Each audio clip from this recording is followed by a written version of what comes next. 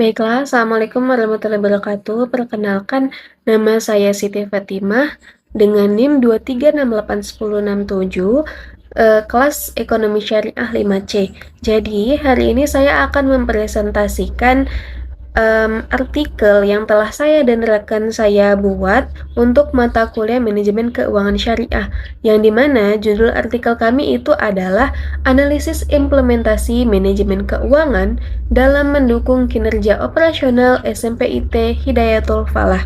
Baiklah, saya akan langsung ke pembahasannya. Oke, pertama kita masuk pada bagian latar belakang. Ada beberapa poin penting yang melandasi penelitian ini. Pertama, manajemen keuangan itu adalah aspek yang krusial dalam mencapai tujuan organisasi dalam pendidikan. Setiap lembaga itu pasti membutuhkan dana, baik untuk operasional harian maupun pengembangan jangka panjang. Nah, di SMPT Hidayatul Falah ini, pengelolaan dana itu memiliki karakteristik khusus. Karena sebagai sekolah Islam terpadu, seluruh pengelolaannya itu harus berorientasi pada kemaslahatan dan tanggung jawab spiritual. Pengelolaan dana yang baik akan menjamin kesejahteraan guru dan juga fasilitas belajar itu menjadi terpenuhi.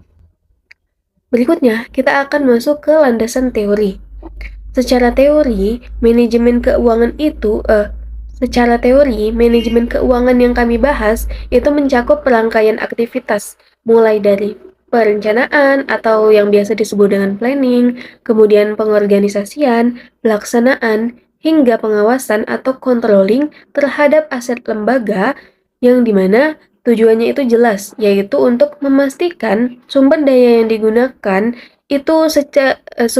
itu digunakan secara efektif dan juga efisien untuk mencapai target pendidikan.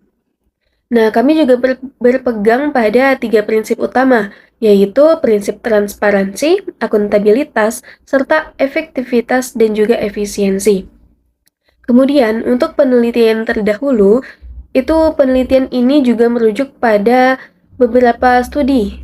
Misalnya studi oleh Lena Rusmiati DKK pada tahun 2025, yang dimana penelitian ini menyoroti bagaimana sistem digital seperti Arkas dan juga teknologi blockchain itu meningkatkan transparansi, meski masih menghadapi tantangan literasi digital. Selain itu, ada juga penelitian dari Adriani DKK pada tahun 2025 juga, yang menegaskan bahwa pemanfaatan dana BOS yang tepat sasaran untuk pembinaan karakter itu berdampak langsung pada kualitas pendidikan. Nah, lalu pada bagian metode penelitian ini, pada artikel ini, itu untuk mendapatkan data yang akurat, kami menggunakan metode kualitatif deskriptif, yang dimana informan utama dalam penelitian ini adalah seorang kepala sekolah yang ada di SMP IT Hidayatul Falah itu, yang kami pilih karena otoritas dan juga pengetahuannya. Dan data yang dikumpulkan itu melalui wawancara mendalam serta observasi. Kemudian, kami analisis menggunakan model tematik untuk menemukan pola-pola utama. Nah, selanjutnya kita akan masuk ke bagian hasil. Hasil yang pertama itu adalah struktur pengelolaan dana.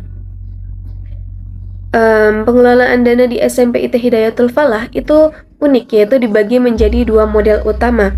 Yang pertama itu ada dana yayasan, yang dana yayasan ini berasal dari IPP bulanan para siswa dan juga uang bangunan.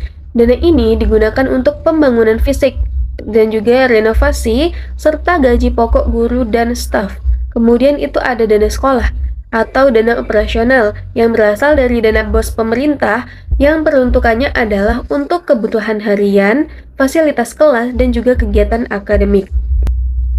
Kita lanjut ke hasil selanjutnya, yaitu pemanfaatan dana dan kesejahteraan. Secara spesifik, dana BOS itu dimanfaatkan untuk mendukung kegiatan keagamaan seperti kegiatan Isra Mi'raj dan juga Maulid Nabi, guna membangun atmosfer religius sekolah.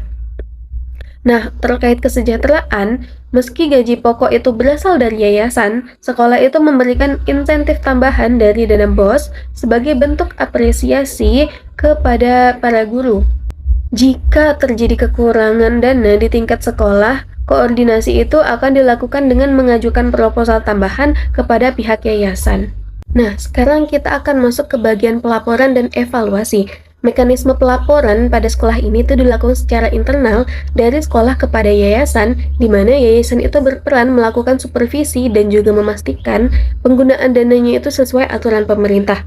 Namun, hasil evaluasi itu menunjukkan perlunya optimalisasi lebih lanjut dalam perencanaan fasilitas dan koordinasi administrasi agar menjadi lebih matang.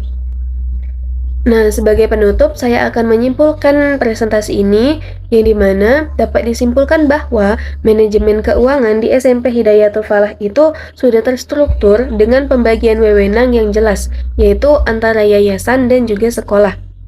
Dan sistem ini terbukti itu mendukung stabilitas operasional, kemudian juga meningkatkan kualitas layanan pendidikan, serta menjamin kesejahteraan warga sekolah yang ada di SMP IT Hidayatul Falah. Nah, mungkin itulah tadi yang dapat saya sampaikan pada presentasi kali ini. Mohon maaf apabila terdapat kesalahan pada perkataan atau perbuatan saya. Semoga apa yang saya sampaikan itu dapat bermanfaat. Saya akhiri. Wassalamualaikum warahmatullahi wabarakatuh.